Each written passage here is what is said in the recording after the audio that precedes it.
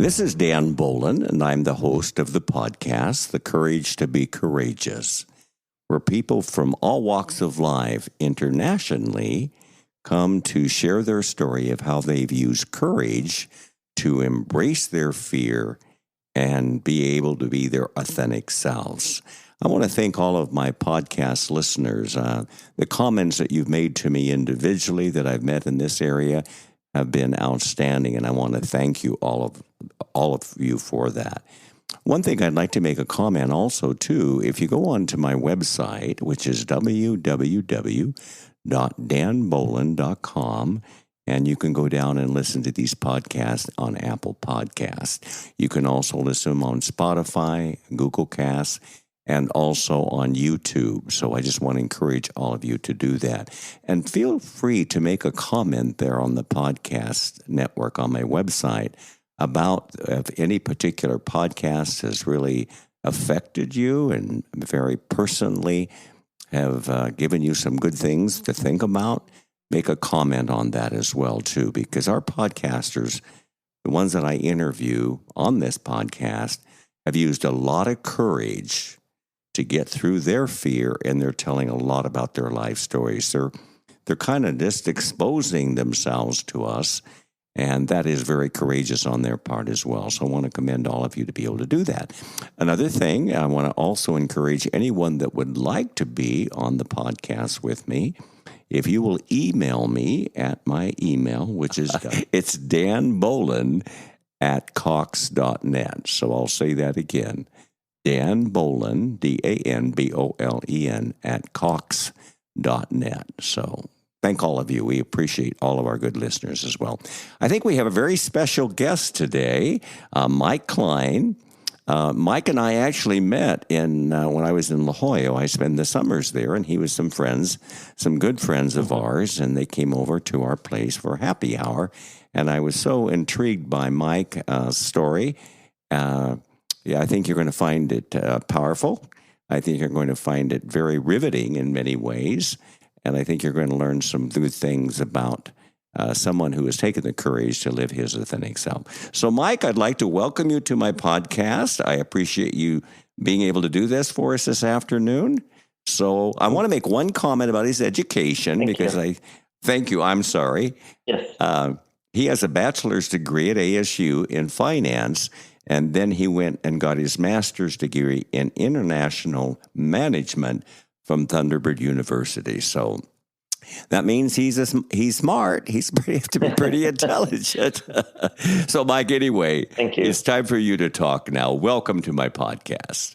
Oh, well, thank you. And I appreciate being here. And I remember when I met you two at your place in La Jolla, and I appreciated you having us over there for that happy hour. But yes, I've lived many lives in my lifetime, and certainly open to discussing it today. Thank you very much. We appreciate that. And so, Mike, tell us a little bit about how you knew you were different, when you knew that you had an attraction to boys, and tell us a little bit about the shame around that.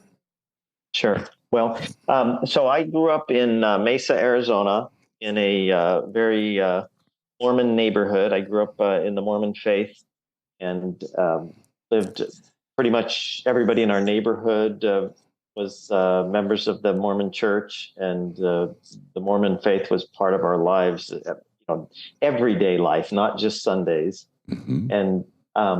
And I have three siblings. So I have an older brother, an older sister, and a younger sister. So I'm the third of four children. And to answer your question, though, I believe it was probably in the maybe junior high time.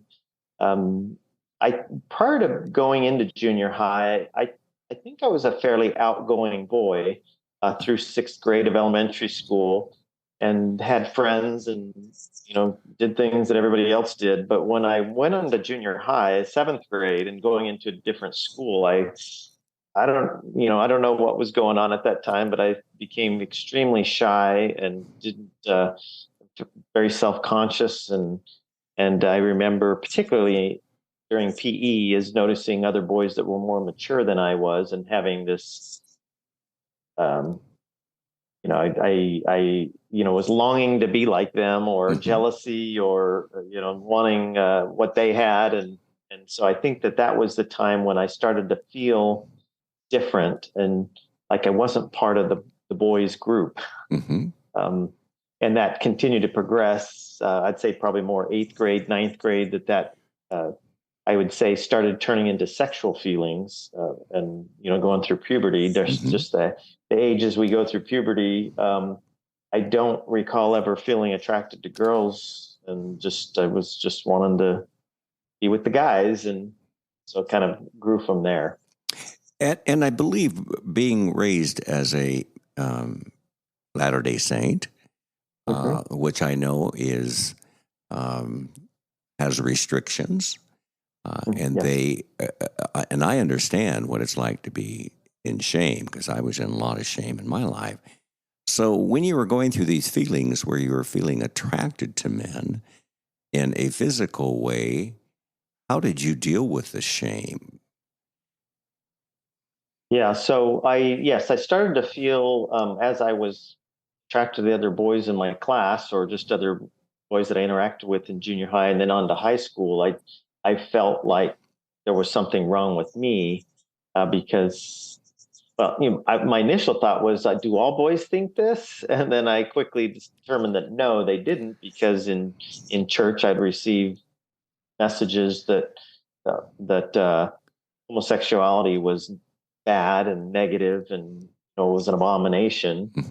Just even the word, was such a negation to it that people would even, like whisper the word in church if they were even reading a scripture about it or having a lesson.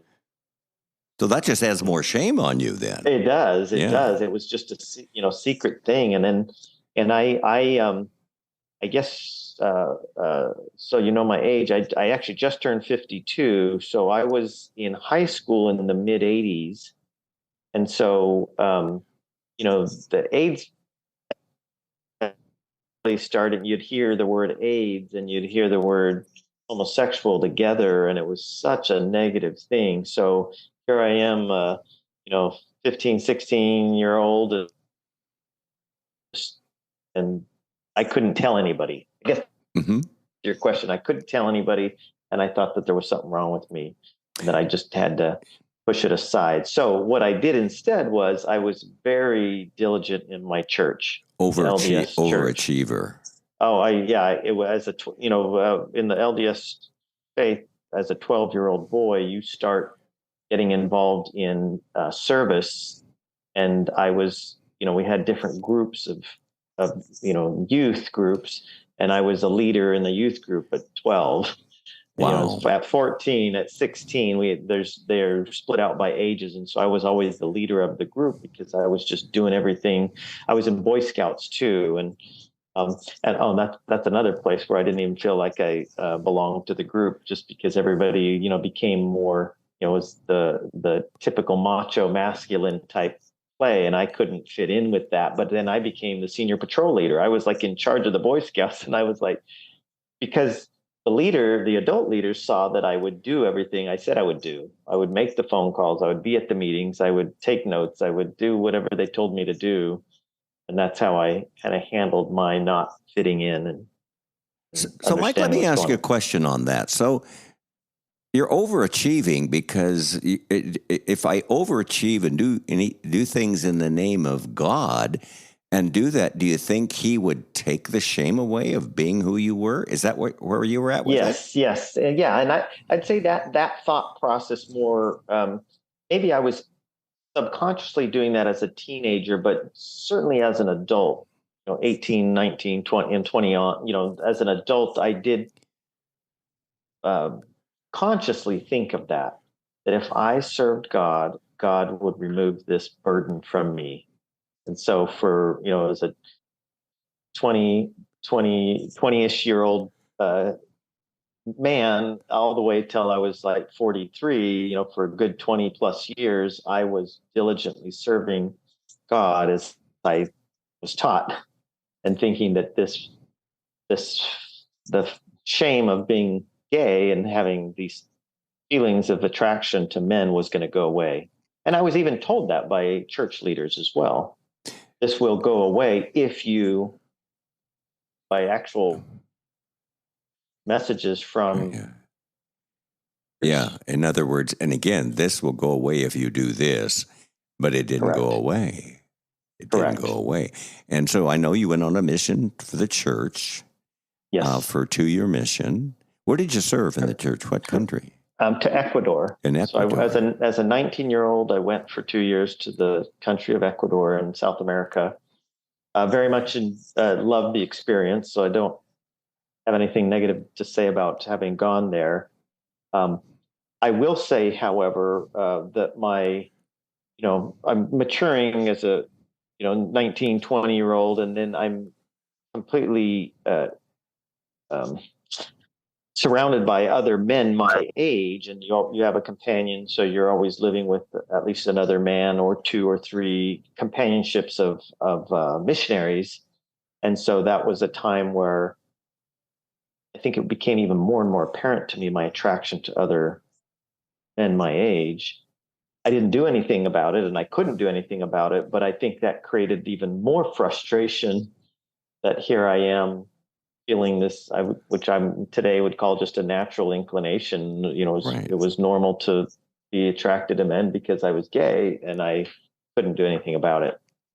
And then after you served the mission with the Mormon Church in Ecuador, then you came back and went and got your degree at ASU. Is that correct? And then also got your master's at Thunderbird University. And then marriage comes into your life. Tell us about that. Yes. So when I came home from my mission, just like all Mormon men are told or taught, I shouldn't say told, but they're taught to the next step in life. You go on a mission, then you come home and you find a wife and you get married. And so as a 21-year-old, I came home. I had never had a girlfriend before I went on my mission. So through high school, I'd never kissed a girl, didn't have a girlfriend, never really had any attraction to any girls. And then I started socially going out with groups of friends. And I certainly enjoyed my time going out with other male friends of mine as I came home. But then I met, while I was going to ASU, I met a girl, Holly is her name. And I actually met her through a cousin of mine. And then we ended up starting dating. And it was a duty that I felt that I had to find a wife. So I'm going to say, unfortunately, that duty carried me into getting into a marriage that I shouldn't have gotten into and marrying somebody and really causing a lot of pain and suffering for both of us. Yes, I understand that as well. So I got married at age 22. At 22, you got married. Was she the only woman that you were ever with? Yes. So she's your first one. Okay. Well, first and only, I guess you'd say. The first and only, the only woman I had ever kissed. Mm-hmm. And it was just kind of, again, done out of duty. And then we ended up, I don't know, you're probably going to lead me with other questions. We are. We're going to get into some more. Yeah. He ended up having 7 children. So tell us about your children, their ages. And when you also came out to your wife, tell us how that happened, Mike.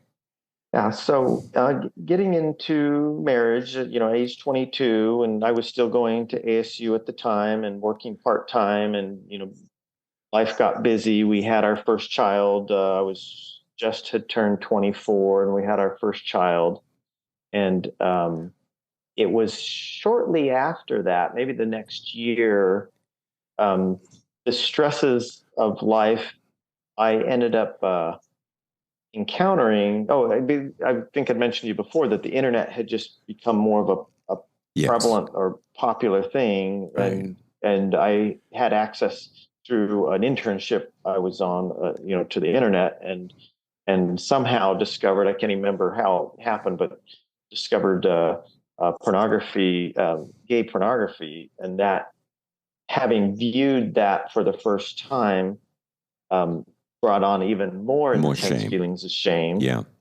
And the reason I bring that up is because that's what then prompted me to tell my wife. So we're 2 years into our marriage, and then I told her that I viewed this. She actually asked me if I was gay and I said, no, I don't think so. I just have this attraction to men and I don't understand it. I didn't want to accept that word.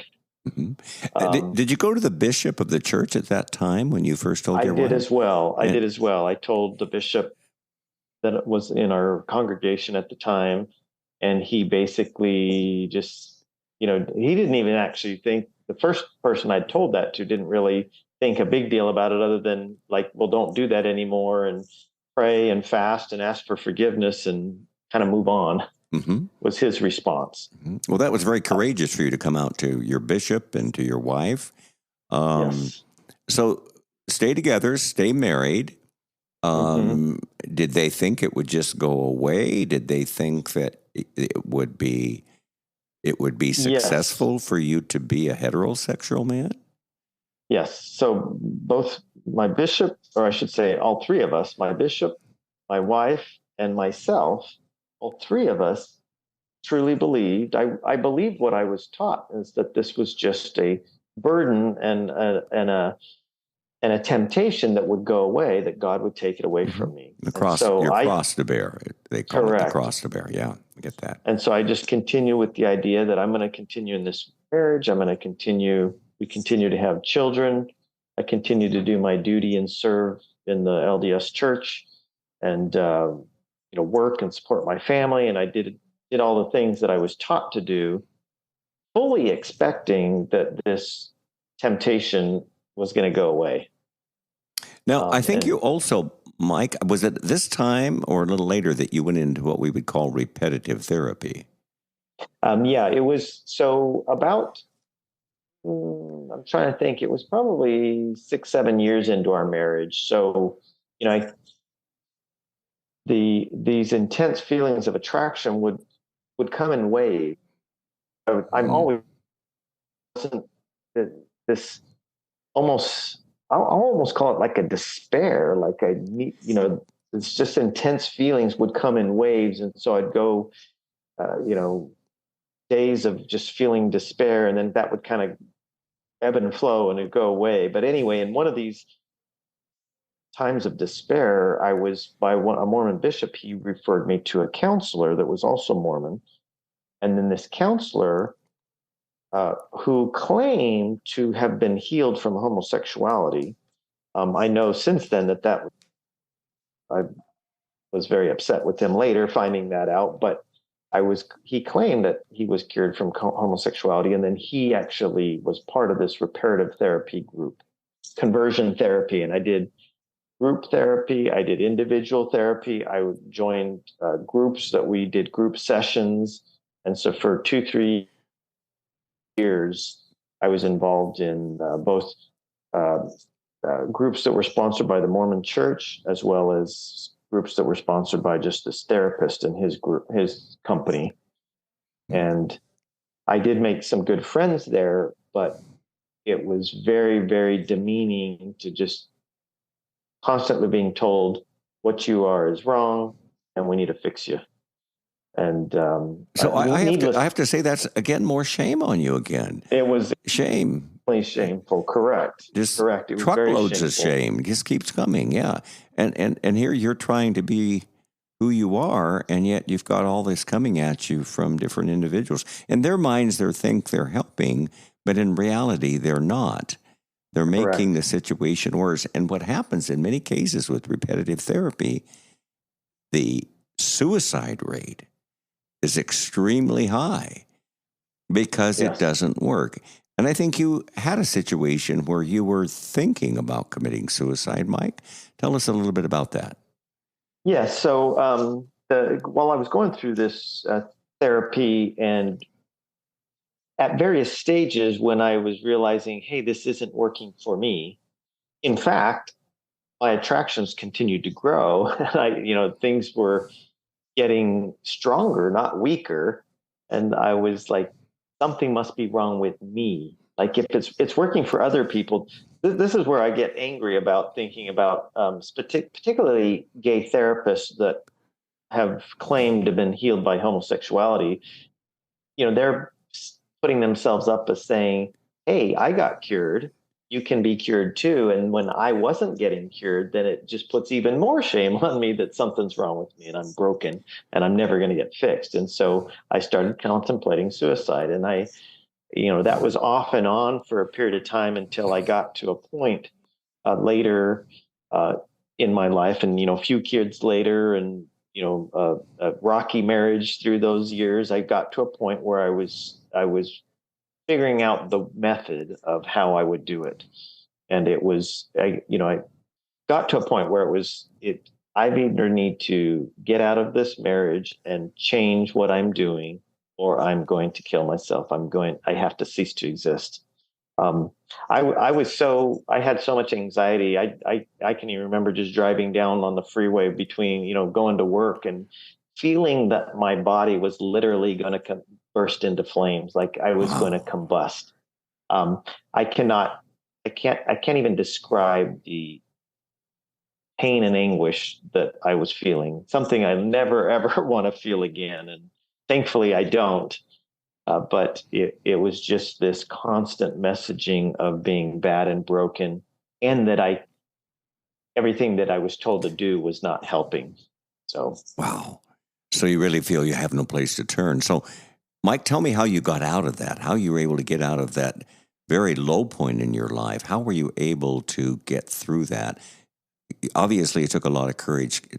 Give some insight to my listeners of how you were able to do that. yes. So back in, I don't know if you want me to give years or dates or time frames, but this was probably 10 years ago, 9 years ago. I was just at this point of that I was just completely going to burst. And I've been in counseling again. I tried different counselors through the years. And I finally re-engaged with some friends that I knew from years prior through reparative therapy and the conversion therapy process. And this friend of mine, he had since divorced his wife. He married a man. He had a husband. And so I re-engaged talking with him and really found out how much peace and happiness he had in his life. And I'm like, well, this doesn't make sense, but I've got to, he encouraged me to continue to, find the right therapist. And so in March of 2015, I got with a group, a therapy group that was basically, they wanted me to live. I'll just put it that way. I mean, they were they cared about your life. They cared about me. It wasn't about what the church said. It wasn't about my family, what my family thought, or what my wife wanted, or what my parents wanted, or anything. It was just like what was best for me as a person, and they really helped me feel that. I had this epiphany in going through therapy with that group that God loved me the way I was, and that God did not care if I was gay, that being gay was not bad, it wasn't an abomination, and that there was nothing wrong whatsoever for me to be in a loving relationship with a man. And so actually that part was secondary, but it was just the fact that I was good and whole. Yes. I was able to separate from my wife, and we went through a divorce in 2015. And that was an extremely painful time for my kids' sake. It was a very liberating and peace. It brought me a lot of peace finally when I was able to be out, live on my own, and not be in that marriage anymore. But then the pain comes from having the kids dealing with that. But overall, the benefits outweighed the pain of the children not having their two parents in the home. And how did your wife respond when you finally said, I need to do this for me. I need to take care of my health and be who I am. Was she angry? Was she controlling, or where was she at? Yes, there was a lot of anger. I mean, through the years of therapy and working with her, there was a lot of anger and controllingness. Her default way of being was to control because she was scared. She was fearful for her happiness and her salvation, because she's also was taught, I'm going to say wrongfully so, that you have to be married to a man to live with God. And so I was her ticket to live with God as she was my ticket to live with God, which is such a negative, demeaning thing to do to anybody, is to teach them that, you can't get there on your own accord. You have got to be there with someone else. And so I was hurting her chances to live with God. And so she had a lot of fear. And then she also had fear that our kids were going to be destroyed or hurt in some way. And so when she gets fearful, she lashes out in anger. And she was very angry with me, very controlling. And thankfully, I was able to just walk away from that. Moved out. The day I moved out, I never went back to move back in. I knew from then there was no turning back. And we went through, took a few months to go through the divorce process and figure all that out. But and certainly you understand her pain and understand because they have pain just like we do. But did you, when you walked out, did you have a sense of peace that you hadn't had before? I did. I mean, I was scared initially to leave, but once I actually left and I was able to, I think clearer without this constant stress about me when I was at home with her, is just I was able to have peace, and that and allowed me to feel that I was on the right path, and know that I could be a better father for my children when I'm a better person for myself. Absolutely. Now, let's talk about when you came out to your children. You have 7 children. Did you do it in different stages, or how did that happen, Mike? I did. So, part of the controllingness of my ex-wife was that she did not want me to tell them that I was gay. When we did tell them all that we were getting a divorce, and that, there was some issues. It was just generic. There were some issues that, well, actually, first we just told them we were separating to handle some issues. And then later we told them we were getting a divorce. We still didn't tell them that I'm gay. My oldest child at the time was a missionary himself in Japan. So he was living in Japan as a missionary for the Mormon church. So it was our 6 other children. And I was actually divorced from her before I then decided it was time, because I got out from under this controllingness of her, continuing to shame me, that it was a shameful thing to tell the kids. And I'm like, no, they need to know their father about their father. And so my older kids, I actually told them in a letter, because my oldest son was not here. So I sent him a letter, and then the other 2 children stopped talking to me. So I wrote them a letter. And then my 4 younger children, which were with me on a regular basis, I did sit them down and tell them. And they were quiet when I told them that I was gay. They didn't really know how to react, other than my son, who was then, I think, 9 at the time. One of my children was 9, said that, Mommy said gay is bad. And he didn't really want to talk more about it. So it's, from that point on, it's just been by just living my life. Kids knew I started dating somebody, and they ended up meeting somebody that I was in a relationship with, and they interacted with him. And so how are your children with it today? So today it's been a huge shift, not only with them, but my extended family as well. But my children today, after kind of going through this pain and transition of me coming out and then me being in a relationship with somebody, unfortunately, that first relationship I was in with the first man that I was in a relationship with didn't get along well with my kids, and that was a learning experience for me, another painful learning experience. But I've since met somebody else. My husband of today, his name is David, and he,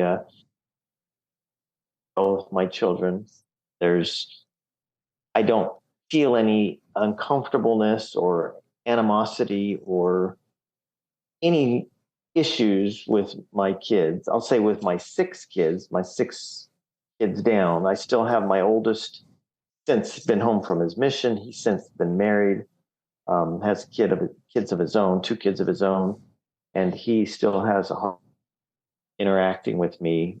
He won't explain why, and I've tried multiple times, but my other six children interact with us very well. Mm-hmm. So you've got blessings from that, and I do. And yes. the oldest one is at a point. I know that you talked about you wanted to come and see their child, and tell us a little bit about what he said to you at that time, which had to be hard. Yes, there's definitely been painful moments with my children, and my oldest child. He has two children. One child was born back in 2021, so she just turned 2 recently, and then they had a second child born about a month and a half, couple months ago. And when my ex-wife told me, after the baby was born, I think a couple days later, my ex-wife said, "Hey, we're going to go to the hospital to see the baby." And so she took the younger kids and my there. She got there first, so I guess as she went into the room, she must have told my son that I was coming or I'd be right there. He texted me. I had just gotten into the lobby of the hospital and texted me that he did not want me to come up to the room. Mm-hmm. And he didn't explain why. He just said, "I don't want you to be here." And I responded, "Okay, I'll just wait in the lobby for the other kids," because I was actually picking them up and taking them to dinner. Mm-hmm. And I just waited there while they saw the baby and came down. And it was very, very painful and sad time. But I wanted to honor his wishes, and I hope that someday we can make it work that he's comfortable with me. I understand that, and that had to be painful. Mm-hmm. Very painful, especially when it was your grandchild and your son. But yes, there's an adage that says time heals all things. Whether that's always true, let's say in this case it'll be true, because time yes. Usually people will get a chance to process. They'll get a chance to get through whatever feeling they have, anger or betrayal or whatever it is. And usually, hopefully, he'll come around to be able to do that as well. It had right. to be hard for you, and I really understand that, Mike. Well, let's yes. talk a little bit about after you divorced your first wife, you ended up in a relationship fairly quickly. Would that be correct? Yes. And ended up marrying a guy for a short time and yes. realizing, why do you think you did that? Yeah. So the experience of dating, I was, I'm going to say mentally and socially, I was probably, 16 years old when I, I was 40, I was 44 years old when Holly and I got divorced. Mm-hmm. And so, but that was the first time I had really been free to then date men. And, mm-hmm. and the first guy that I don't want to say he's the first guy. He was the first guy that I fell in love with. Okay. This strong attraction to, and we met on a dating website and went out, and really I fell in love quickly. I mean, I think it was just pay attention to me the yes. way that I wanted to be paid attention to. Yes. Yeah. It was like a very new experience. I can truly then say I'd never really been in love. Right. I'd never had this head over heels, Twitter-pated kind of, I wanted to talk to him all the time. I wanted to receive his texts. I wanted to see him all the time. And I'd never experienced that. Here I'm a 44-year-old man. Yes. Never even experienced that in my life. Mm-hmm. Mm-hmm. And so we would say you were infatuated with him. I was infatuated with him for sure. And he, I'll say, unfortunately, he didn't, realize or didn't the experience and maybe take it slow. And he'd been in multiple relationships, out his whole life. We were just in different. Mm-hmm. Fell in love. I was infatuated, and we talked about getting married. And within, from the time I met him, through our dating, we were married within, less than a year. And it was 2016, and marriage was legal, and it was just a new great thing to do. And we went and got married. We Mm-hmm. went to the basically justice of the peace and got married. And he moved in with me, and other than the fact that he didn't get along with my kids, unfortunately, there were some troubles there and problems there that our relationship didn't last. It was definitely a learning experience, and Yes. We went through a divorce, and then I determined that at that point, anybody in the future I dated, I looked at them through the lens of, are they going to be compatible with my children? Are they going to be compatible with the life that I have? Mm-hmm. And then started dating again in 2019, and in early 2020, David, I met, and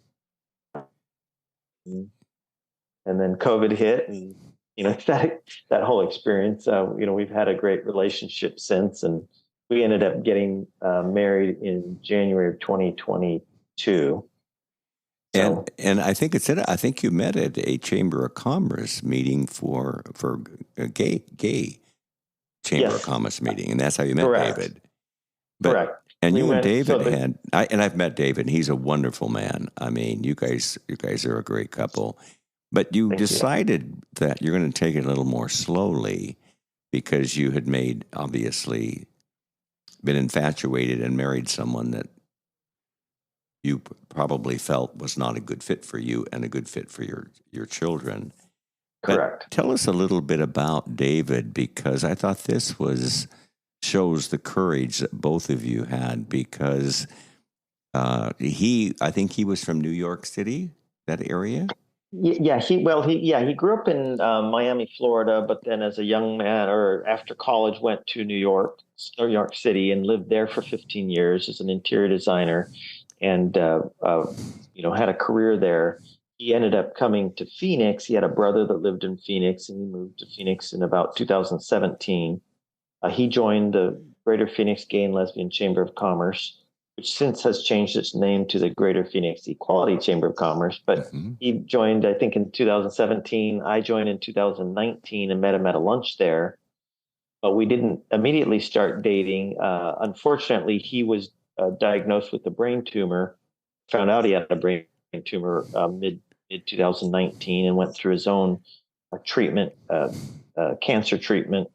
And when we started dating in January of 2020, then he was still going through chemotherapy. So he definitely had a lot of courage. And then, thankfully that treatment was successful, and he's in great health today. Excellent. That is fantastic. I'm glad I know in talking to him, that had to be courage on both your parts, courage for him to go through it, because initially when you first met him, kind of disappeared a little bit. You didn't know why, because you weren't dating. And he finally told you, I wasn't ghosting you, but I've been dealing with brain cancer. So what did you think at that time when you found out, here's a man that I have an interest in, but he's got brain cancer? What drew you so much to him, knowing that brain cancer can be very serious? Correct. And, when I first found out, because we hadn't actually gone on a date, I mean, I just knew him, and he told me that he had the brain tumor and was going through treatment. I was very saddened and I guess surprised by it, but I didn't really know that we would end up having a relationship, or the relationship we have. And it wasn't until January of 2020, when he had been through enough treatment that he felt like his prognosis was good, that he agreed to go out on a date with me. Mm-hmm. However, he was still going through treatment, and he still had another year. I mean, he was in chemotherapy for a good year and a half. I believe. My. Wow. A good year, because it was through all of 2020. It wasn't until I think March of 21 that he stopped. He finished his regimen. And so I was, for a good full year or more, I was involved with his chemotherapy treatment and the other treatments that he was doing. Do you think that made you closer? Oh, it definitely made us closer. Mm-hmm. COVID definitely made us closer as well. Mm-hmm. I mean, that time that everybody's sheltering in place, and from the time we went on our first date, we didn't end up going out with anybody else. And then, like I said, COVID hit, and we grew to love each other and Mm-hmm. get along. We got along so well. I guess maybe that's probably one of the things. We had enough similar things that we just that I did before, that it just, we really liked each other. Mm-hmm. And then the falling in love occurred too. I mean, it was Mm-hmm. just such an amazing thing. And yes, I his health and worried about, are my kids going to get along with him? And then they got to meet him, and it was just a slower process before me telling the kids that we were going to get married. I mean, they had known him for a good year or so before that even occurred. Have your children embraced David? Yes, I believe so. They interact with him at my house all the time, and there doesn't seem to be any problems. Yes. Well, I thought you made some really powerful comments about David. He's calm. He's not narcissistic. He's self-assured. And that can be really attractive to your children, to see a calm someone who loves their dad and really has been able to show the love that he has for each other. This has been fascinating. I'm gonna always ask my people on my podcast with me, because you've had such an incredible story of courage. Wow, it's incredible. When I think about being a part of the LDS Church, being an overachiever, the shame you had to go through to bury it, even the feeling of having suicide, which I went through the similar thing. But you've been able to come out, and you've come to a sense of peace and a realization that you're living your authentic life right now. You're really living your authentic life.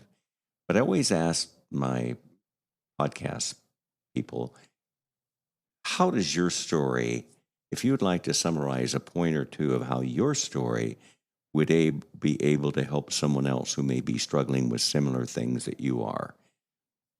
And I think you made some really powerful points on this, Mike. Yes. So having learned to live with peace or find peace in my life, I really, the courage or what it took to get there was well worth it. I mean, I'd say the advice I give people is that you can have peace in your life. You can live the life that you want to have, and that no institution or person can stop you from doing it. I mean, I realized that I myself from living the life I wanted to live because I was believing. I let the limitations given me by a church and given me by a wife and given me by my parents and by society. I chose not to live my authentic self, my own life. But once I was able to pull that all away, I come to a peace in my life that I've never had before, and it is wonderful. It's wonderful. Wow. It's I love living. Oh, that's a powerful comment. That That was such a powerful comment, Mike. Wow. And you made a comment when we did the prelude on this. You said, God doesn't shame us for being gay. Religion shames us. Correct. From doing that. It's other men, women, other people do it. It's not God. And so I truly feel that, and that's allowed me to, I could live the life that I have today. And that's just been a wonderful thing. And there's another comment you made, and I had a double star on this one. If I died today and met God, you are ready to greet God. Yes. That was such a great statement. Yeah, that to me was the true test of my peace. and the true test of the decisions I've made in my life, that I have no worry or hesitation whatsoever if I died today. I'm, you know, certainly I expect and hope to have a longer life than I do. I mean, into the future, but I just don't have any worry whatsoever. And I know he'll receive me with open arms, and there's going to be no issues. Wow, that's powerful too. So do you still believe in the tenets of the Mormon church, or what is your spiritual relationship with God right now? My relationship is a spiritual relationship. I do pray. I do still think of God. I do not attend a church. I do not, I guess, participate in the Mormon faith in any way, shape, or form. I'll say, and so my children do. A lot of my parents and siblings and extended family do, and so I don't have any. I do not feel any affiliation there, or there is no. I don't. There's nothing that they have to offer me at this point. Is my point. There's lots of tools out there to help us get to God, but I have my own relationship, and I don't need another institution to be my intermediary with God. Oh my, I so believe in that myself too. I've said this before on my podcast. It said one gentleman made a comment. He said, I had to leave organized religion to find God. Yes. Yeah. Because it's our relationship with God. We do not have to go through organized religion to find God. Correct. If that's what we believe. If we believe in God, we don't need religion to go to him. We are one-on-one with God. And that shows, I think that in my life, it shows my relationship with God is my relationship with him. They're completely different than organized religion because, and I've said this on my podcast many times, many of the damage is done to not only to the LGBT community, but many damage is done to humanity by organized religion. Oh, yes. That's a whole other topic that we can talk about. Yes. Mike, it's been such a pleasure having you on my podcast today. We're looking forward, John and I, my partner, getting together with you and David for dinner. We actually live in the same area here, so we'll get a chance to do that. Your life has been one of courage. It's been one of perseverance. You're gonna affect a lot of people on our podcast. They're going to see part of their life in your life. So thank you so much for being on the podcast, and give David our love, and we'll hope to see you very soon. That sounds good. Thank you for having me. Take care, Mike. Bye-bye. Okay, bye.